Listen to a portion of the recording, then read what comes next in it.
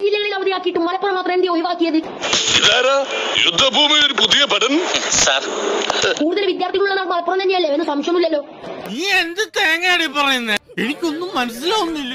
അതിതീവ്രമായ മഴയാണ് ഇപ്പോൾ മലപ്പുറം ജില്ലയിൽ പെയ്തുകൊണ്ടിരിക്കുന്നത്. അതുകൊണ്ട് ഇപ്പൊ എന്താ? അല്ല ഒന്നുമില്ല. എന്നിട്ട് ആ മഴ നനഞ്ഞ കുട്ടികൾ സ്കൂളിലേക്ക് യാത്ര പോകുന്നു. നീ വിഷമിക്കാൻ, എനിക്കെന്ത് വിഷമം? എനിക്കൊരു വിഷമമില്ല, എനിക്കൊരു വിഷമമില്ല. എന്നിട്ട് മലപ്പുറം മാത്രം അവധിയില്ല. ബാക്കിയുള്ള 8 ജില്ലകളിലും ഇന്നും ഇന്നലെയായിട്ടും അവധി തന്നെ. ഉള്ളിൽ സങ്കടം ഉണ്ട് കേട്ടോ, ഉള്ളിൽ സങ്കടം ഉണ്ട് കേട്ടോ. ഇങ്ങനെയൊന്നും പറയരുത്, ഇങ്ങനെയൊന്നും പറയരുത്.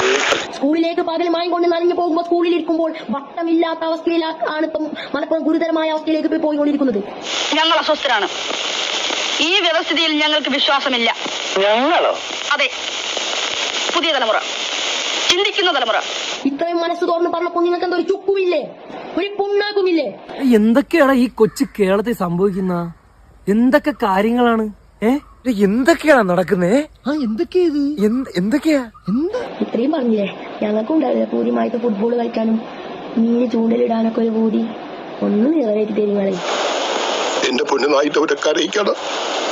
ബേബിച്ചേട്ടനല്ലേ? ബോധം പോയി.